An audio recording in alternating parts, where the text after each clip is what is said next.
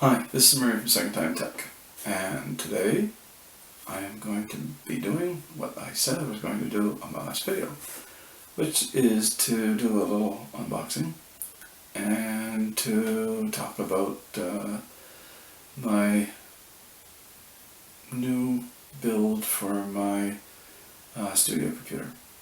And this is my fourth take. I'm using my smartphone, which is a Xiaomi Mi Max 2, and it is the same one that I used whenever I started my channel. So until I get my laptop and my mixer and my microphone hooked up, I'll have to be using this, so I'm hoping a couple of weeks. Oh yeah, I'm supposed to multiply by 3, so 6 weeks. I'm hoping it's a lot earlier than that. But I should have that stuff up and running. Hopefully. Fingers crossed. Anyway, so first thing, we'll talk about the system. System I'm going to build is a Threadripper, and I want it to be good parts but economical build. So that's why I decided to do only one of 3 ways to buy the parts. A really good sale at Amazon or Newegg, a customer returned item from Amazon or Newegg, or one of those Amazon warehouse deals. That's the only way I'm going to be buying them. And got a couple in there, and as you can tell by the smiley face on the front, it's from Amazon. And the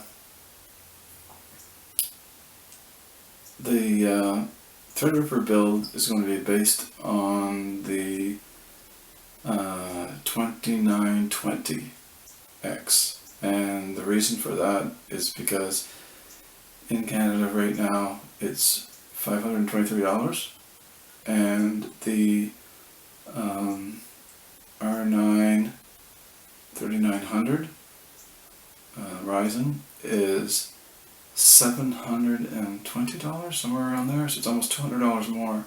I know it's faster and all that sort of stuff, but I want the PCIe lanes on it. That's what I really want. That's why I wanted to go Threadripper. And I'll talk a little bit about that, but try not to talk too much because all my videos have been really long and I'm trying not to have them so long doing all these takes. Anyway, so what I want to do is I want to run dual boot system. I want Windows and Linux, and what I want on the Linux thing is I want to get into virtual machines. And the reason why I want to do that is because in a virtual machine you can run Windows inside of that, and then it's much more secure. So I can maybe run 2 versions of Windows and have 2 virtual machines running at the same time, and be doing 2 things at the same time. So that's what I'm trying to do. I watch Wendell from Level 1 Techs, and he's into that, and he's got some videos on it, so I am going to follow along what he says and learn some more. And I mean, I've been using Linux for a very long time. Right now I'm just using the easy way, which is Ubuntu, and using the GUI for that, but I really want to get into doing some more stuff that's more practical. And I use Audacity, which is Linux based, and I also use DaVinci Resolve, which you can get for Linux. So I might even be able to do all the editing directly in Linux, which would be kind of different. Maybe I'll be able to switch around back and forth, see which one's better. Or I can run it under a virtual machine and run it under Windows and do it that way. That'd be kind of interesting. So anyway, that's what my plan is. That's why I want to go Threadripper. That's why I want the PCIe lanes. And I want also to do something with a mass storage device. So what I want to do is get a NAS and build one and try and house everything all in the same case. We'll see what we can do. But anyway, that's for another video later down the road. So talked about what my system's going to be. Hopefully I didn't take too much time. And I'll show you what I got. And I won't talk so long on doing that either. So basically, inside the box, like that. My first thing.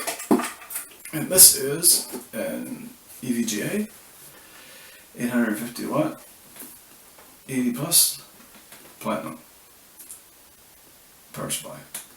And the reason why I bought this one is because I make a Threadripper system.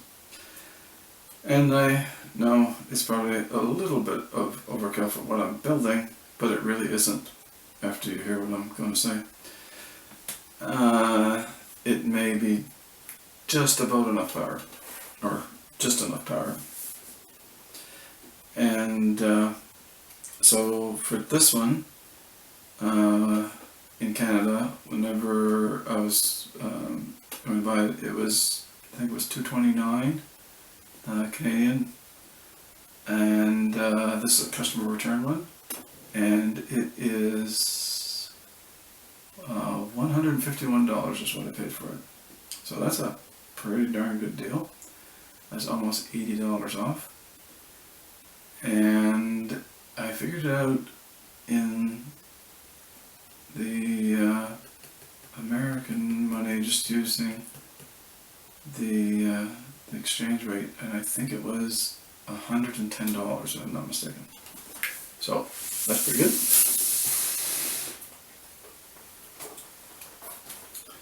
And I know what you're going to say. What? Is he nuts? He bought one of them? What the heck's wrong with him? Well, you know what? I'm a bit nuts. But I got a reason for buying this, and I'll explain it to you. Gigabyte Radeon RX Vega 64. And the reason why I did this was because of price. And basically, I was thinking about getting a 56 because those are supposedly the better buys, but not this one. This one, or this time I should say, not this one, this time, this is the better buy. And the reason is because it was another customer return one, and in Canada at the time when I bought it, it was $700, and I got this customer returned one for $388. And before I bought it, I looked at a lot of videos again, just to make sure, because I know all the things about this one. And I checked it against was Hardware Unboxed and all his videos that he does on benchmarking, and then doing the bunch of different video cards too. So I was able to watch them, look at the frame rates, look about what it was compared to what the newer cards are, and see if I'd be happy with it, or should I just go with the Vega 56. But the difference was just ridiculously small. So, because I think I could get a Vega 56 for $18 less, something like that. I think it was $370 for a Vega, for a customer return Vega 56, and I just wanted to check out what the difference was between the 56 and the 64 again, and compare, like I said, compare them to the new ones. And and this has a lot of value getting it for this price. So as long as everything's alright with it and it works good, it's going to be an awesome card for me. Now, I really wanted to get a Vega 7 and the life thing and all that, but I looked at the price. $1,100 Canadian. There's no way. I want two. So I'm going to buy another one of these. Another Vega 64. And that's why I was saying this may not be enough power, but I'm hoping it will. I'm going to undervolt this one. I'm going to undervolt the other one, which is basically an overclock. But the Threadripper, the 2920, isn't as power hungry as a 2950. That's why I have the brace too. And that should be good. And the reason why I want two of the video cards is because when I was talking about Ubuntu and virtual machines, you can assign a virtual machine a specific video card. So that means that I could have one video card on one of the Windows virtual machines, or virtual machines running Windows, and then I could have the other video card on the other virtual machine running Windows, or running Linux, or whatever I want to do. And it's something that would be very interesting to me and to play around with. And Wendell, like I said, was talking a lot about that stuff, and I want to learn how to do it. I think that'd be very interesting, like I said before. So I'm going to stop now because I could keep talking and tell you a bit more, but I keep running way over time.